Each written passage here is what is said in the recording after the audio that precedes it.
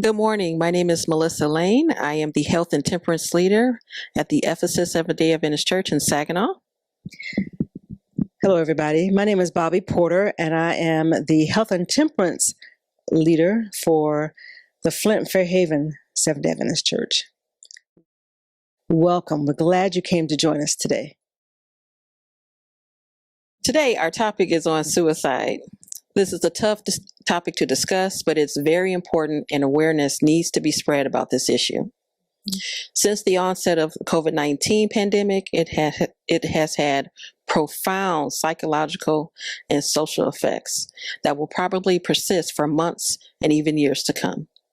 Suicide is a major public health problem and one of the leading causes of death in the United States. The effects of suicide go beyond the person who acts to take his or her life. It can have a lasting effect on family, friends, and communities. We will play a video and then have a discussion about this issue. We hope this will help you, a friend or a family member, learn about the warning signs, symptoms, and risk factors about suicide and suicide prevention.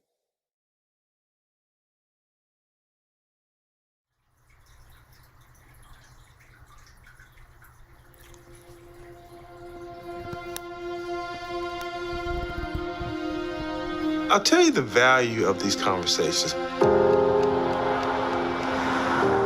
Around the world, we lose someone to suicide about every 40 seconds.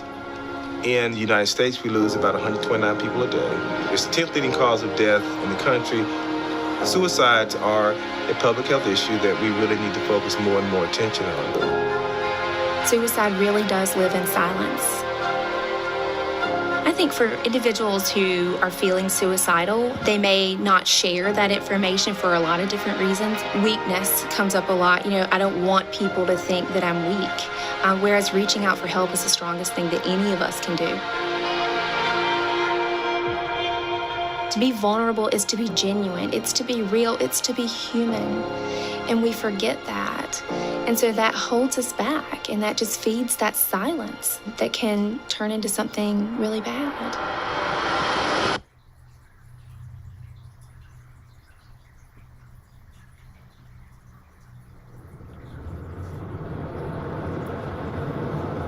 We see suicide every day. Literally. People who have attempted suicide and they're brought in, by family members or law enforcement. That is in every emergency department in the entire city. There is not an age group or a demographic that this does not touch. Children, adults, elderly, rich, poor, it doesn't matter where you come from. There's not a corner of the city that doesn't touch. I've said multiple times, if you had a year and 2 months ago sat me down and said this was even a possibility, I would have looked at you and said, no, it's not. There's no possible way this could affect our family. Three Boys is just busy and fun and high energy. They're all very different. Hi, Ty. Hayden, gives hugs, wants to lay down and get his back scratched. And Matthew's my senior. He needs new and fun and exciting. Maybe doesn't make the best choices all the time. He's my fun one, and totally opposite Tyler, who always made the right choice, never bucked the system, was complete rule follower, straight A. So, yes, three boys that I have to parent very differently. Tyler just had a much harder time with the transition to school. One day he and I were talking on the phone, and he said, Mom, I just want you to know I'm really lonely, and it's lasted for a while, so I went and started talking to a counselor. And I said, I'm so proud of you. That's exactly what you should have done. I'm so proud of you for doing that. The next weekend, one of his good friends went to visit, and that night, the friend called his mom and said, Mom, Tyler mentioned that he was super lonely and thinking about taking his own life. His mom called me the next morning and said, Whitney, I'm not sure how to share this with you, but last night, Tyler mentioned that he wanted to take his own life, which, gosh, I'm so thankful that the friend talked to his mom and that she took it seriously and she called me. So I drove straight home, picked up Kevin, and we left for Chapel Hill to go pick him up. If you're worried about somebody, it's really important that you have the courage to ask a very hard question. Are you thinking of suicide? One of the greatest barriers sometimes for loved ones is the fear that maybe I'm wondering if my loved one is suicidal, but if I ask and they're not, then I'm planting an idea. Research has shown repeatedly that asking a person directly about suicide does not plant the idea or increase their risk. In fact, it can do the opposite and decrease the risk. It could open up a very purposeful door for that person to actually feel like you care enough to ask me that question, and I need to tell you everything that's going on with me. So I encourage folks, if you're feeling nervous about it, to practice, right? Say it out loud. Say it to your mirror if you need to. Record yourself on your phone saying it first if that helps you feel better. Accept that it's going to be a little awkward and uncomfortable for you and maybe for that other person, but see the necessity in having that conversation.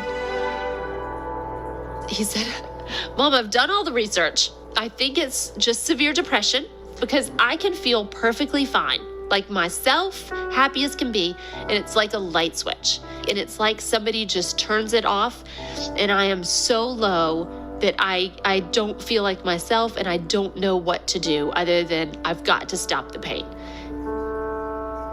He was very much needed to know all the information and a problem solver. As a society, we want to understand things that don't seem understandable to us. And we tend to want to kind of look for the one or two things that we can see on the surface. But suicide is never just caused by one or two things. There's lots of social factors, health factors, emotional factors, historical factors in a person's life that can lead them to this point. One of the things that has really changed over the last several years is a rise in suicides in communities of color. So it happened, I'm on the elevator with this African-American woman. She's probably late 60s. And she said, where are you going in such a hurry? I said, well, I just got a call. I'm getting ready to go and put this panel together for suicide. We're going to talk about suicide awareness. And she leaned into me and whispered. Now, ain't nobody on the elevator but us, and that was creepy. But she leans in and she says, you know, one thing about us, we might kill somebody else, but we don't kill ourselves. Like I was supposed to give her a fist bump or something. And I said, well, actually that's not true. And then about that time, the elevator stopped and we had to get off. But what I wanted to share with her is, we do die by suicide. There were more suicides among African-American children aged 10 to 14 than there were white children. 2018, stats came out, so that number is double. We are dying. So the way I was trained to deal with any mental health issues, stresses, and things when I was growing up was shut up and do nothing. And if anything is going on, you better not go out there and tell nobody. What happens in this house stays in this house. So what do you want me to do to escape this? Because wasn't no going to therapy. What? That's crazy, people. We don't do that in this community. But when I went outside, there was marijuana, there was alcohol, there was crack.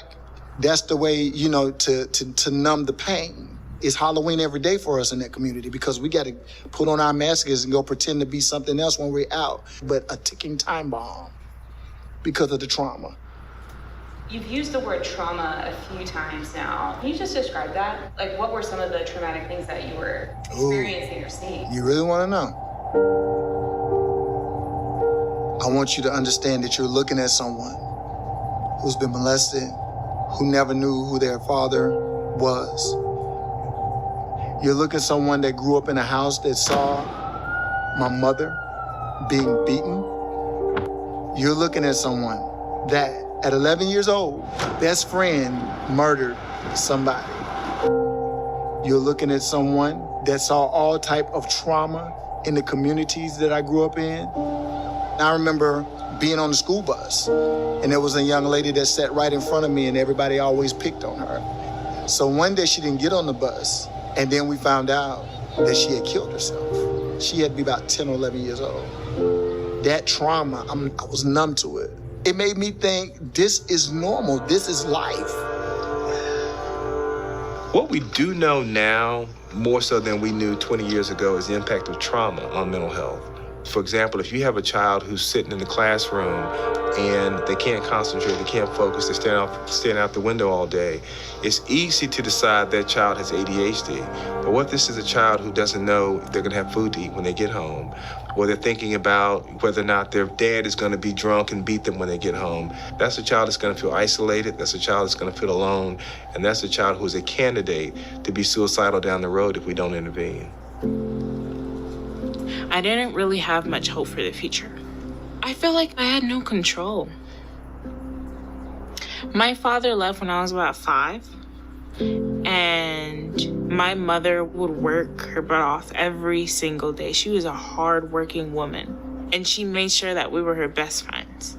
She used to call us her gems. What was your mom's name? Sylvestra Ardinas, but people called her Sylvie for short.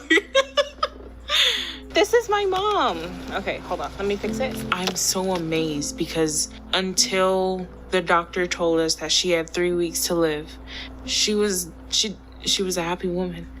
She smiled. Oh, I love this one. Okay, I don't think you're ready for it. Are you ready for it? We were at the pizza place. She was my world. And I couldn't control losing my best friend. And I started cutting myself. My friend told me she found this on the internet and a picture off of a social media website. And she said, you know, it actually works. I know it might be sort of a bad thing, but this works. And I actually lost that friend. It's hard to say her name, so I won't. And she saw no point of a future either.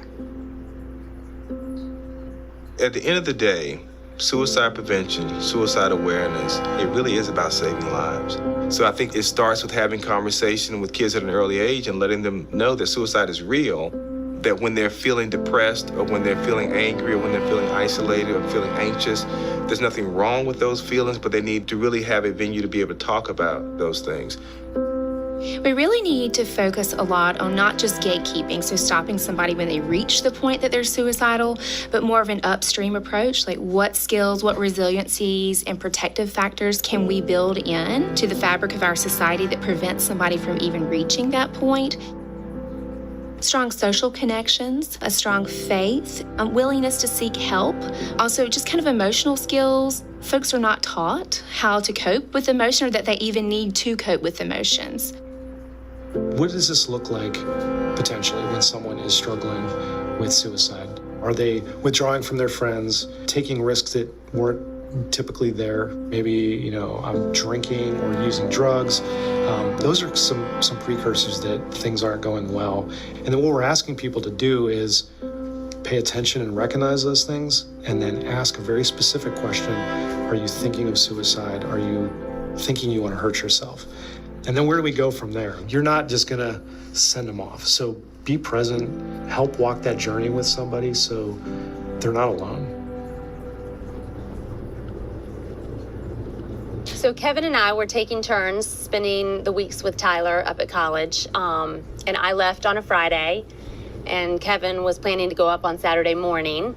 And so it was only one night that Tyler was gonna be alone in his dorm room. So how did you feel leaving Tyler that day? You know, I really felt good, actually. I felt like he was in such a good place. And honestly, he thought he was too. And he was really looking forward to having movie night at Katie's house. And there was a swim party the next night that he had gotten, a fun white elephant gift.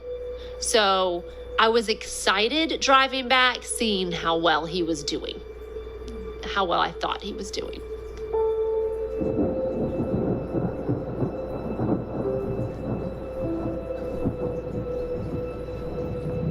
I think that he had every intention when I left him of being there the next day. But I think when he hit that low that night and the loneliness crept in, he realized that this was a problem he couldn't solve. So he did write us a letter. He said he didn't want to burden us that he really didn't think that he could be fixed. And little does he know, we would have done anything in the world. But I just don't think he saw that. We know that in a moment of becoming more and more suicidal, thinking narrows. The person's ability to kind of problem solve becomes greatly diminished. Their ability to kind of reason through things becomes diminished. And so options get smaller and smaller and smaller. It's not that they just want to die, it's that they don't see a way to live.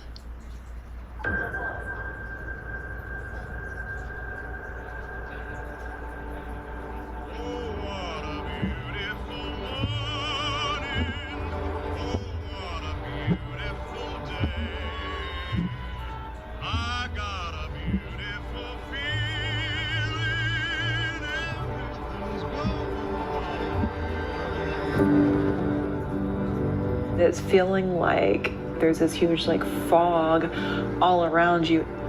You can't see things the way that other people see them. It really feels like this is it. This is all that I have. I've betrayed people. I haven't lived up to their expectations. I haven't lived up to my own expectations. There is no world in which I will ever be happy or successful or feel joy again. And I don't want to be a burden to other people because I'm clearly bringing everybody else down, and I have got to remove myself.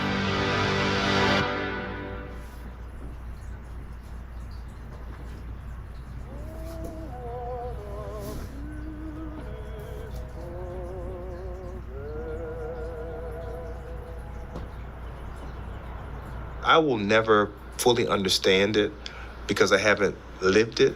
But I think the thing that I can wrap my head around is that it takes someone being in a lot of pain, whether it's physical or emotional, to feel like death is preferable to living another minute with what you're going through. Crack cocaine. I was selling crack cocaine. And now I got all of this money, and I feel like I'm growing up in this neighborhood, and I'm becoming a known street pharmacist for people's pain and trauma. And it just seemed like everything was just so illusionary, if that's a word, good. And then all of a sudden, one day I was going to my grandmother's house. My little brother was in the back playing Sega Genesis. My grandmother was in her bedroom watching The Guiding Light soap opera. And I was just in the living room with my little brother.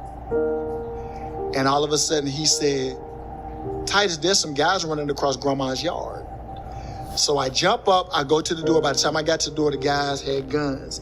This is broad daylight in a residential area. But both of them got guns, I back up. Now, when I back up into the house, they tell us to lay down on the floor. My little brother immediately lays down. Me, street smarts, the environment I grew up in. I'm looking at your face. Y'all, we're looking at each other face to face. You're gonna kill us. So I'm not gonna lay down. Please, please. I said, "Oh, let me get some out of my glove box." Now, trauma. I should be panicking, fearing for my life. No, I got a 9mm laid between my seat. So I'm gonna go here and I'm gonna get this 9mm. And I'm gonna grab it and I'm gonna spin around and I'm gonna go out in a blaze. I'm gonna shoot them and they're gonna shoot me and they're gonna know my name. They're gonna say, "He went out like a G." Cause that's what they do, that's what you do. I open the car door. I can't make this up. I reach to go between my seat. He says, "You looking for this?" He puts the gun to the back of my head and says, "There's no money, is it?" I said, "Yeah, it is, it is, it is, it is." Out of nowhere, a crackhead comes up and says, "Hey, what are you guys doing?" And we all just turn and look. And I take off. I'm running. And it's gunfire. I'm hit, but I'm gone. This is gonna get you. What I'm getting ready to tell you is the definition of trauma, the numbness. I run all the way across the street behind a neighbor's house. I'm standing there. I look down. Blood is pouring out of my left hip. And I'm looking and it's quiet. And I'm looking and I see my BMW door open and he's trying to steal my car now. Oh, he tried to steal my car. I look around. Gotta find me a weapon to defend my car. And I begin to go back across the street to this guy that got my gun and his gun, and he's in my car. Listen to that. Listen to the numbness, the insanity. I got to the car. I said, "You bleep." When I said it, he immediately grabbed the gun and pointed it. I immediately was coming in the car with the center block. I hit it. I turned to run. Gun goes off. And I fall. And I'm trying to get up. Houston, legs are not operating. I look back over my shoulder. He's out of the car. He walks over, he shoots again, he shoots again, he shoots again. And all I can hear is, "Stop moving." Now I know the Spirit of the Lord said, "Stop moving."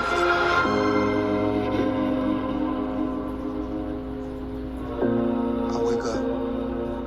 It's a dream, I was dreaming. I was dreaming.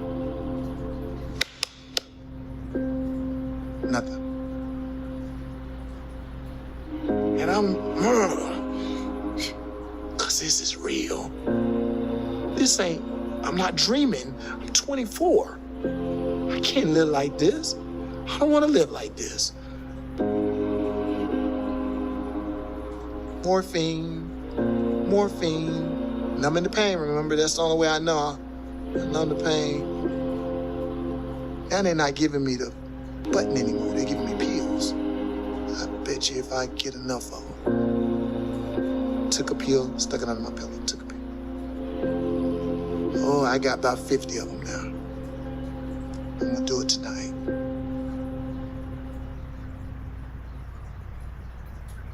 Wake me up. Oh, the nurse standing there. "Baby." "Yes, ma'am." "What is this?" I look at her hands. She got the pills. And I started crying. I was like, she said, "Baby, you can't do this." I said, "But you don't know what kind of life I'm gonna live. I can't walk. I can't walk." And she got stern. She said, "You have no right. It's not your life." "Whose life?" And she said, "It's God's life. He gave it to you." She said, I said, "I don't believe in all of that stuff." She said, "Well, you should." She said, "Give him a chance." She said, "I can only stop you now. I'm not gonna let you do this." She said, "But this is God's life." She said, "You have no idea. If you do this, do you know how many people's lives you might touch? How many lives you might change? Do you know who Jesus is? That he died for you and he loves you?" And I'm looking at this woman. No. You're telling me to believe in Jesus.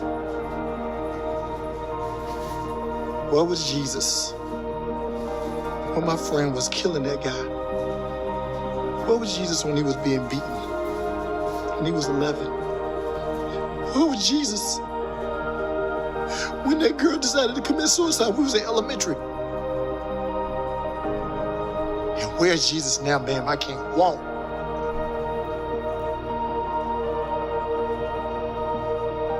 So needless to say, I didn't do it. I left there. I ended up going into rehab, and the day I went into rehab, I saw that lady, August 29th, 1995. She led me to Christ. And that's what started putting me on the path to understanding and unraveling the trauma and the pain. We just act as though it's like so unusual. And it's the most like basic question is like, should I continue fighting? Should I continue staying alive? Should I continue working towards something? Or should I give up? That's something that we all have to face at some point in our lives. I think that there's great hope around this issue. We've got many wonderful examples of people in our society who are now coming forward and sharing their story of hope and how they've, made it from a point of being very suicidal and feeling like life had no worth to finding a life worth living. And all of us have a life worth living.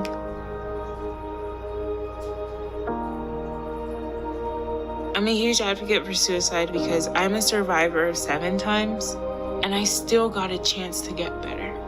I literally got chances by doctors, psychiatrists, and counselors, and also the police. So many times I got tired of it. Why are these people keep trying to help me?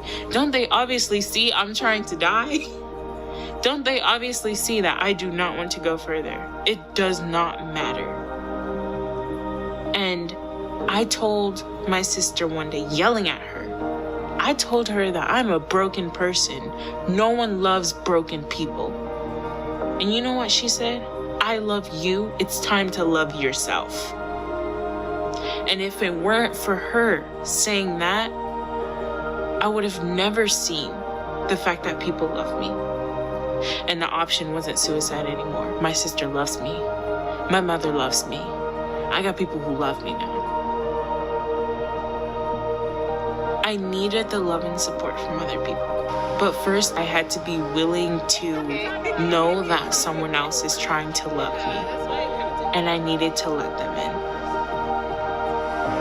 You don't have to have a degree in psychology. You don't have to have all these things. You just have to have the ability to provide somebody with hope. Hope is telling someone that you're going to stick through something hard with them and then being prepared to help that person get connected to help. We have emergency services as well as outpatient therapy. There's a wide continuum of mental health services that are available. It is definitely a community issue. It takes the school system, it takes the faith-based community, it takes the hospital system, it takes all of us working together if we're ever going to reduce the rates of suicide and to let people know that there are folks out there who care about them. So all our barbers attend mental health first aid. I mean, the barbers are the frontline soldiers. We get the rawness, we get the raw experience of the clients, of the community, and so we have to be equipped. Personally, I've seen young men who've dealt with depression in the state of suicidal.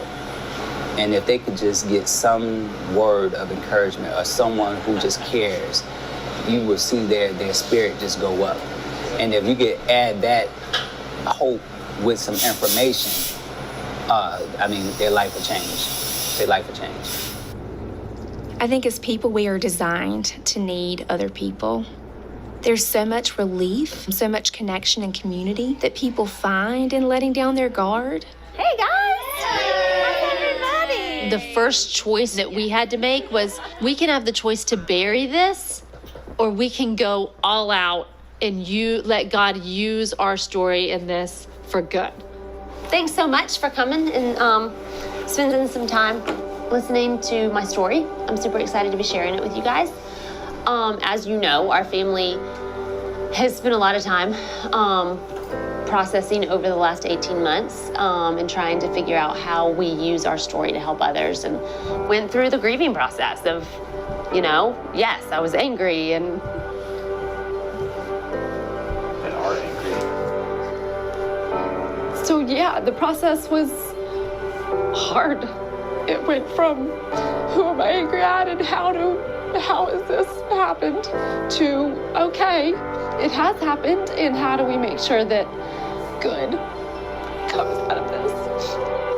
I feel like what Tyler, if he were still here, would do, what he essentially wanted to do and could not do himself. Yes.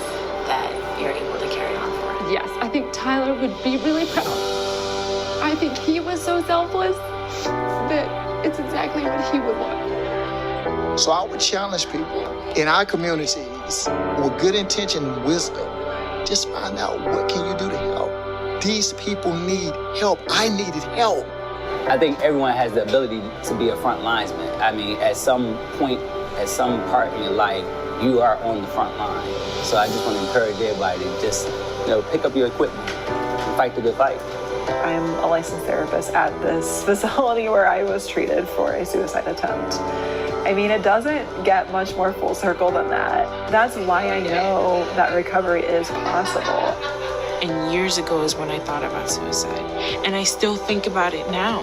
But I know that I have to keep going and that there's tons of muscles in my body that tell me that today is not the day you're ending. The journey has just been a roller coaster. I think it's little glimpses of happiness, the happiness that we had, start to come back. I mean, good can come out of this and will come out of this. So I know that God loves me. I know that God loved Tyler and loves him today. And I can choose joy because of that. You might be struggling, facing so many obstacles, but you're not crazy either. There are people out there who have felt like this and they've lived on. And I am with you. You can do this. You have no idea how many lives you're gonna touch. I promise you. I promise you. I bet my wheelchair that if you just choose to live, there's someone or someone's depending on you to make it. Is gonna need to hear your story on how you got over, on how you made it. Please allow God, number one, and allow someone or someone's to journey with you through the pain, the trauma, and the mental. God bless you.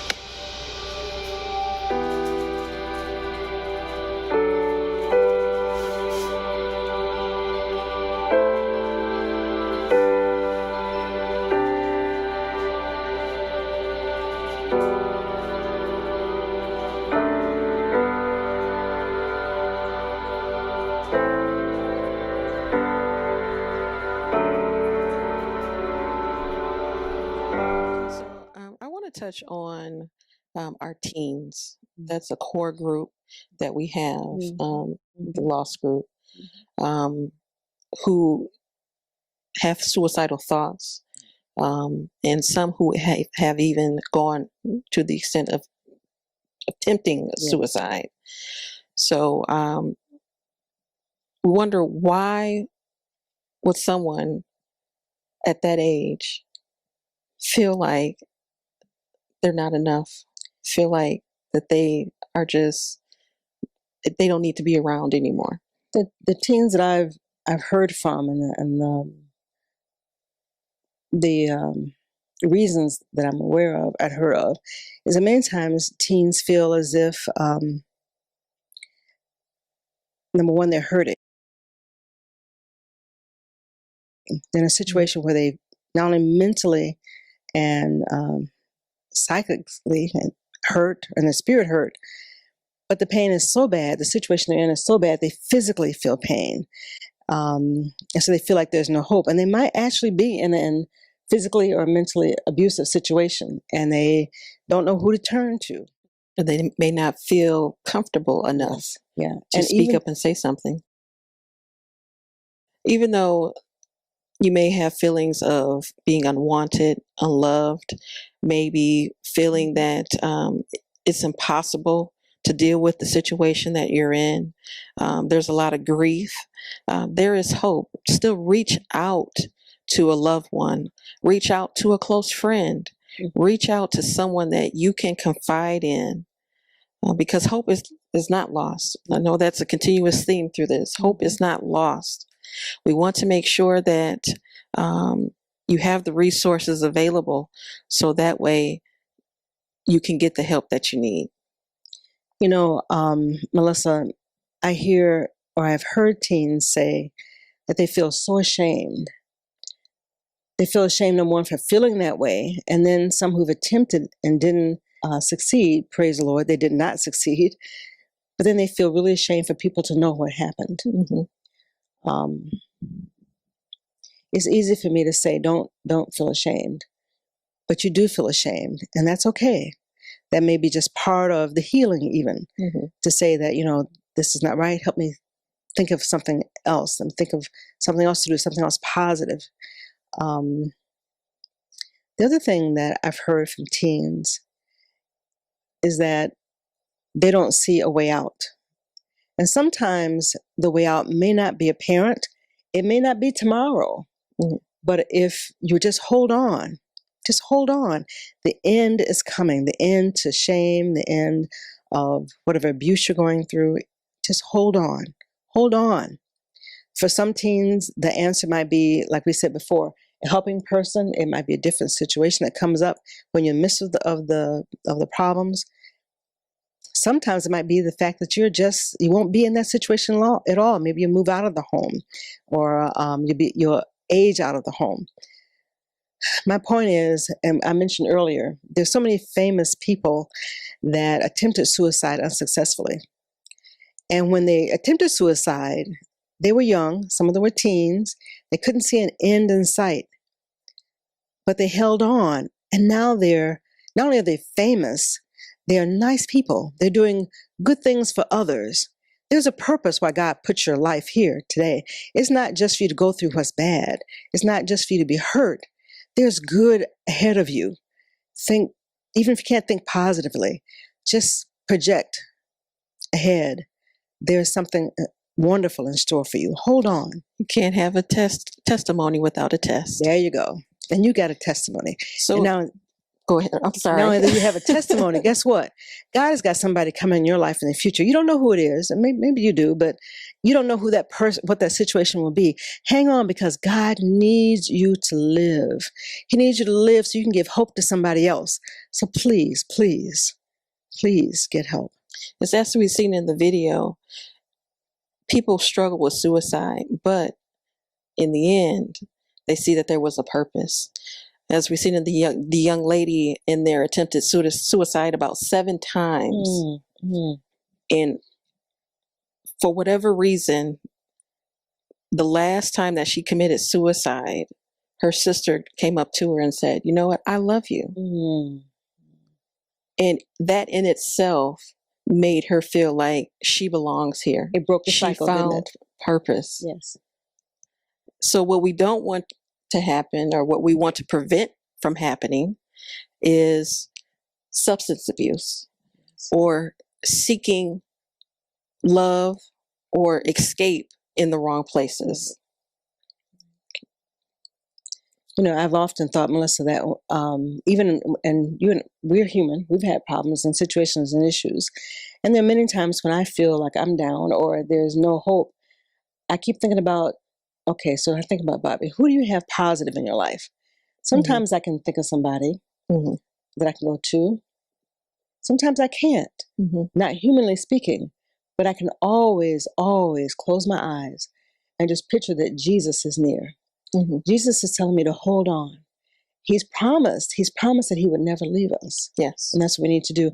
And I'm not sure if this is the correct time. I would like to tell you a story of a young man, or I heard his story rather, and he had a very painful childhood. There was a lot of physical abuse, a lot of beating. There even was some sexual abuse in his background. And he was able to leave home when he was 16. And when he was 70, he joined the service, and so all that abuse obviously stopped. But he still was depressed because of things that had happened to him in his past. And he eventually said he found something that would help him. And one of the things he said helped him is that he had to get his mind together. And so when he got up in the morning, he had a regime, he had a regiment. There were things he had to do in order and in step, which helped him improve his mental attitude for the day and helped him get through the day. And one of the first things he did, he had a certain time to get up every day. When he got up, he went for a run. He did his, he either went for a run if the weather was too bad, he did his exercise inside, and he did it until he was just tired. And then when he finished his run or his exercise, he'd go back and he made sure that he had something that was healthy. He fixed himself a healthy shake with greens and fruit and stuff, and he drank that, made sure he had water. And then, he said, then he was ready to face the day. And before all that, he started the day by praying. And when he was exercising and running, he was still praying and talking to Jesus. He didn't stop because his activity changed. He didn't stop communicating. But those other things helped his body feel good. It helped his mind be at peace. And it helped him to cope with the problems that came throughout the day. And he also found out that if he went to bed at a certain time, then he was more at ease and at peace. But when things got out of kilter, he had a hard time. So, and that's where having that strong support system comes into play. Yes. It's really important to have solid people in your life. Yes. Especially if you're dealing with this mental illness. And I'm glad you mentioned, you spoke a few minutes ago as suggesting that and hoping that nobody would deal with substance abuse. What sometimes teens especially and young adults don't realize is that the alcohol and drugs help you to spiral down, and it's hard to get back out because they are depressants. You don't need something that's going to depress you even more than you already are depressed. If anything, get something that will help build you up, not depress you. So see, sometimes people don't realize that that makes you even more depressed. Exactly. Sometimes people just want to escape. And you know what? I'm going to escape with alcohol. I'm going to escape with drugs. Yes. Anything that they can do to take their mind off of whatever incident that has brought them down. And you know, it's a compound problem because you're already down. You're going to use the substance abuse of alcohol. And for a hot minute, there is a euphoria. For a hot minute, there is, but it doesn't last long. And when that euphoria is over with, you spiral down further than where you were before. And then you're back to thinking, okay, now what can I do to make myself feel better?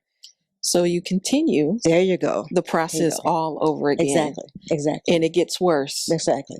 As time continues on. So I would suggest that no matter what the origin of the depression, no matter what the origin or the reason for the suicidal thoughts, find something that makes you feel good. I know of another lady, she couldn't paint worth beans, but it was relaxing to her to not use a paintbrush, but she used her hands. She had a big, huge blank piece of paper in front of her. She dipped her hands in the paint, and then she just would roam around trying to see what a design she could make, and that took her mind off things, and she felt better when it was over. So find what works for you, whether it's exercise, and we know that exercise does work. Exercise also yields endorphins that make you feel better. But whatever it is, don't take that final step. That's not necessary. We would miss you. I want to meet you, and if it's not on this side, I want to meet you in heaven. So give God a chance. You know, Melissa, suicide doesn't discriminate. People of all ages, all genders, ethnicities, ethnic groups can be at risk. I've even heard of kids as young as 10 and 11, threatening suicide, even committing suicide. It's a great point that you bring up. Suicide, it does not discriminate. And what saddens me is the age group between 15 and 24 who have thoughts of suicide or who have committed suicide. As in the video, we heard about the story of Tyler and how he decided to give up. And he was a young person. And it's unfortunate that that is even a thought. But our young people have many stressors as well. And sometimes we forget about that. Yeah, we do. They have a lot of stressors. Not only do they have to deal with school and learning, but then they have to deal with peer pressure. They have to deal with the fact that maybe they're not as tall as other kids are in the classroom, or they don't look the same, or their clothes are not quite what other people or other kids think they should be. Then they have to deal with family pressures at home. And sometimes the family situation at home is just not, it's not a happy place, and sometimes it's not a very safe place. And so kids feel as though there's no hope. But we know there's always hope. Always hope. Always hope. In fact, one of the things when I was studying and researching the topic of suicide, one of the things that really bothered me was the fact that there were so many people, and I forgot what the video said, but there's 100 and some people that die every day in the United States. And then I looked, and there were many, many people who were famous who attempted suicide unsuccessfully. And the message I really want to get across to people, no matter what age you are, no matter what ethnic group you belong to, if you commit suicide, you are leaving the world with a great loss. You don't know what the future holds. If you commit suicide, you'll never reach your full potential. You don't want to commit suicide. They need to get help. We need to get help. If we feel bad, and there are times when we all feel bad, then we need to seek help. Don't go the route of suicide. Please don't do that. It has such a impact on, as we discussed earlier, with family and friends. Yes, and I also want to touch on a point as far as certain groups who are at higher risk. And some of those groups, and I pulled up some information from the CDC, men are more likely to die by suicide than women, but women are more likely to attempt suicide. Men are more likely to use more lethal methods, such as firearms or even suffocation.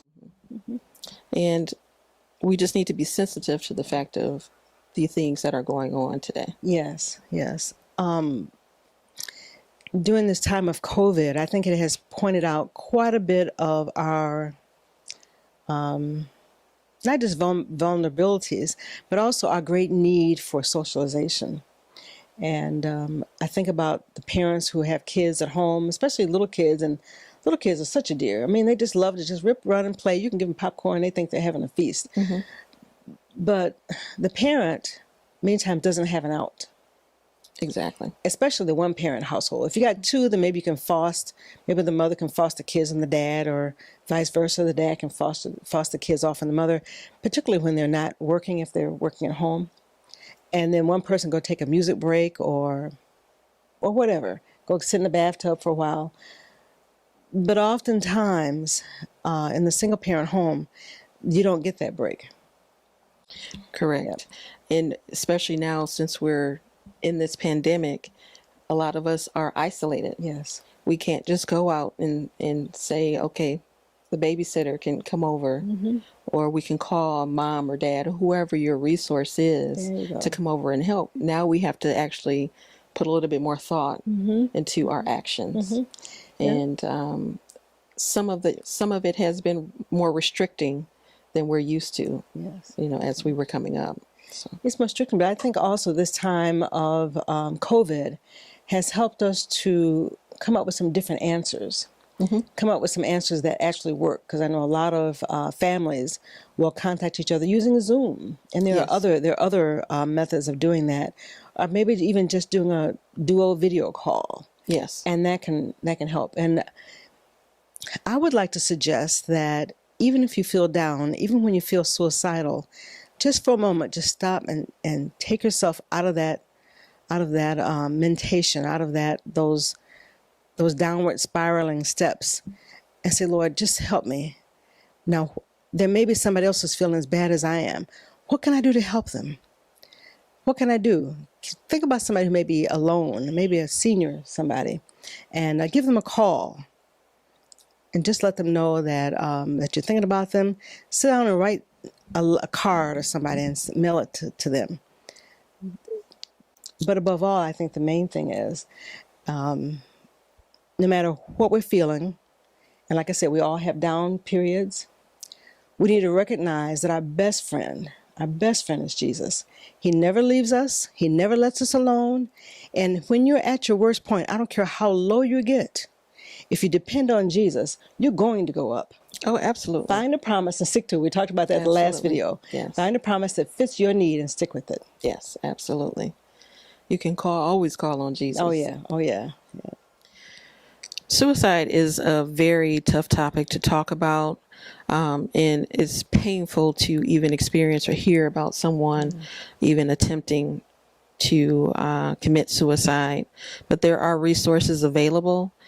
We will post the National Suicide Hotline. They're available 24 hours a day. So if you see something, say something. If someone has come to you, even though they have vowed you to secrecy, it is important that you get that individual help. So please reach out to the toll-free number for the National Suicide Hotline. Also, if you're on social media and you see someone posting suicidal content, please reach out to that social media outlet, whether it's Facebook, Instagram, Snapchat. They do have resources available and how you can reach out and help that person, or they will reach out and help that person. We'd like to thank you for joining us today. I hope that we've proved a blessing to you. And I'd like to invite you back to the session this evening at 7:30, where we'll have more discussions, and you can also ask questions, and let's dialogue a little bit. So thank you so much for joining us. Take care. Bye. We want to thank you for tuning in to our mental health series.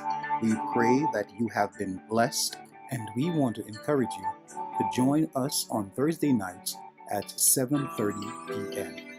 And if you haven't registered, please register so that you can receive your free book by June Hunt.